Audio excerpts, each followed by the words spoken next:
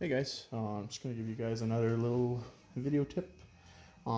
If you bought a miniz that has no bearings from the factory, some of the cheaper kits they don't come with bearings. I'm just cleaning my bearings, so I've already pulled them out. But I decided, you know what, I'm going to make a video for this, just for the new people that are putting bearings in their cars. So this is the box stock miniz. I already have the diff out; it's on the table. And a few other parts. Just pretty much what I do with my bearings is I'll oil them up before even installing them. Sometimes I even clean them if they're brand new and if you put them on like I usually have like just a 1.5 mil. I spin them around, and if they feel like they're not spinning right, I usually just clean them up. I have flash-free electrical cleaner, this kind of stuff, to clean them. Do not spray this on plastic though, because it'll eat the bottom of your car. I found this the hard way a couple months ago when I was cleaning it. My car, the bottom's all melty because I sprayed and it sat on the table, and yeah, it ate it right up. So do not spray that stuff on the plastics. It's just to clean the bearings. So what I do, I clean the bearings, I spray them. You can put them in a little container, shake them around to get all the dirt out. Then I just wipe them off with a paper towel. Then I soak them with the light oil. I just have this shag oil from Rotoron. Any sewing machine oil will work or whatever. So there's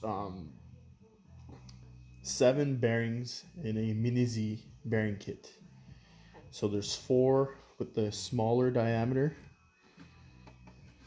inside hole. Those are for the front, and then you have 3 for your rear differential.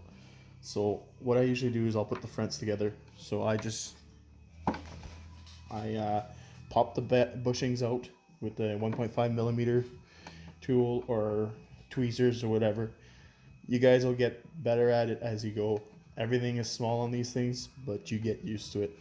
So yeah, I just pop the bearings in. They're fairly easy. There's nothing to them. Usually take a 1.5 just to push them in nice and snug and bottomed out. I'll do the front, slide them on. You can test too. See, that's a nicely oiled bearing. There's no nut on it. It rolls decent. Now these are just regular bearings. They're not fancy ceramic bearings. You can get them for these guys. Some people swear by them. I don't really care for them because bearing kit for a regular bearing kit's like 12, maybe $15, and the ceramic bearing kit's like 35, maybe even more. And kind of a little pricey for these guys. So what I usually do is I'll tighten down the nut till it's bottomed out.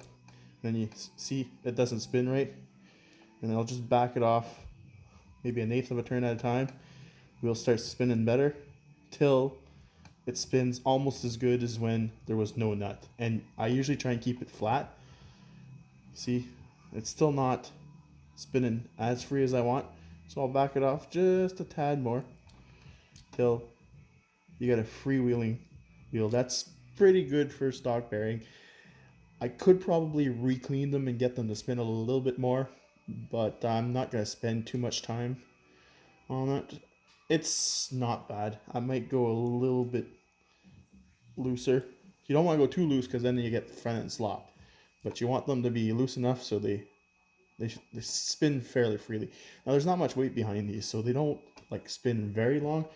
This is my race car. This is my touring car kind of deal. It's got some nicer bearings in it.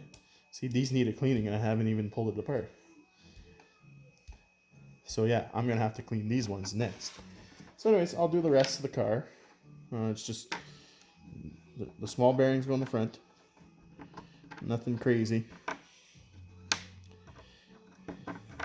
I just take my tool, my 1.5. These cars all come with fillet heads, but my touring car, I upgraded everything to 1.5 mil hexes just because they're just a little nicer. You know, everyone's done the 10 scale stuff, right? And we all remember when we first started with the Traxxas stuff and everything was Phillips screws and stripped, and then we went to nice hex head screws. You guys can't even see what I'm doing because I'm not even on camera, but I'm pretty much tightening up wheel nuts till they bottom out. Then I just give it a spin. See this one here? I could probably go a little tighter. It felt bottomed out, but I was able to get more out of it. Now you gotta watch these plastic wheel nuts, which in box stock I believe we're allowed to upgrade to aluminum ones, which are much nicer because you can recreate a nice fit and not over tighten your wheel and then strip it out and then lose a tire on the track. I still run the plastic ones on my box stock because I haven't stripped them out yet, and they work, but the aluminum ones are nicer. You can get in a couple of different colors and nice little bling and stuff and whatnot. Okay, so now we're going to the rear end. So I have a diff, my diff here. This is an open diff. It's not sealed. You can run it with nothing in it. I put just a little, there's a C-clip on this thing. It's a pain in the butt to open up, but you can open it up and put a little bit of grease. But there's 3 little spider gears inside here, and they like to fly away. So I'm just telling you guys now, it's a pain in the ass. If you open this up, be prepared to maybe lose some of those gears. They're very tiny. And what I do is I'll take my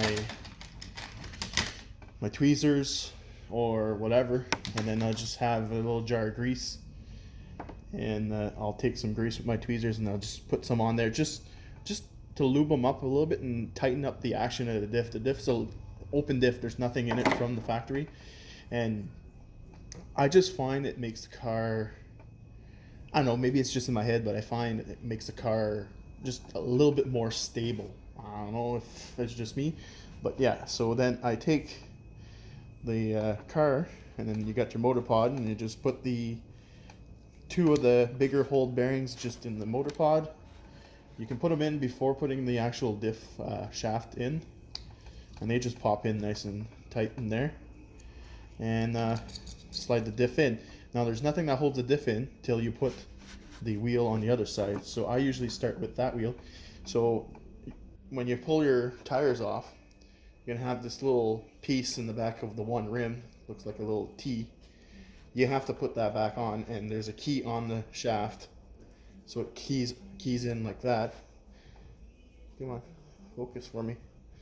And it keys in and it pushes in. Then you put the tire on, and obviously there's a slot in the back of the rim. Kind of hard to see, but there's a slot in the back of the rim, and that tees in like so. Now this is where some people get confused about the new bearing, and there's originally a plastic bushing in that wheel. You have to put the plastic bushing back in because this wheel on this side doesn't spin independently from the shaft. So this one actually doesn't need a bearing. Now when I'm not running box stock, when I run my touring car, I actually put a bearing here just because a bearing is metal and it's more precise, and it just doesn't like squish. Now the plastic bushing probably will never squish. I just put a bearing in my touring car because it just helps it out a little bit. Now this tool, it comes in your toolkit. The wheel nut wrench is the cheapest, most stupidest wheel nut wrench, but it's the best tool that Kyosho gives you for these mini-Zs. I have a nice aluminum handle. What is it, 4.5 mil? Yeah, 4.5 mil. But for most of the rims, it doesn't fit inside because the hole of the rim is so small. So you have to use the little plastic mini-Z tool they give you. And you know what? It does the job. It does what it needs to do. And you gotta watch those plastic wheel nuts. They will strip. So anyways, so now I got one wheel on. Back up. One wheel on. The diff's now held by that wheel. Everything's nice and tight. flip it over, same deal. Put the tire on first. It keys into the little drive dogs like that. Then you take your last bearing from your kit and it goes on the shaft. And I usually give either, you can use your fancy tool again, don't put a nut in it, just push it in so it pushes everything nice and tight. Now that's all nice and tight. And your last wheel nut. Now the wheel nuts, if you look at them, the little plastic wheel nuts, this is going to be hard to see, but come on, focus. They have a little ridge on them. You want that plastic ridge to go down facing the bearing. And what that does, it's you can snug it up. Now this is the same thing as the front ones. You can go a little too tight with these. So you got to make sure. The one on the opposite side of the diff, that one you can crank it down, but make sure you don't strip them. Plastic nuts again. But on the diff side, I usually go as tight as I can, and I just make sure the action's good. If you put that nut with the ridge down, it hits on the bearing before it actually interferes with the outside race of the bearing, and it usually feels pretty free. I usually give it a little spin from both sides. The diff feels pretty free. The grease inside is just a little bit to like lube it up, but it doesn't feel restricted. And that's about it. Couple other little tips while we're here too. Check your motor wires. From Kyosho, because these motor wires are very tiny. They're probably like 24 gauge, maybe even smaller. And they tend to solder them fairly cheaply at the board. So just take a look and make sure, because they do move, right? With the suspension, they move and they rattle. And sometimes they actually break right at the board. So that's another little point to check. Let's say on a race night something happens and your car stops working for some reason. That's a good spot there to check, because they'll break at the board. So I usually give them a little extra touch up of solder just to make them a little stronger. And I do the same thing at the motor. Now for box stock, you have to leave this thing on the motor. This is just a resettable fuse. Kyosho puts that on. I'm not sure why, but it just has to be there. It is a little bit of more extra resistance, and you just have to leave it on. This part of the rules because it has to be box stock, right? And another thing, on-off switch on the bottom here, that must be in play for box stock as well. So anyways, that's about it for another little bearing install tip for the guys that bought cars that had no bearings.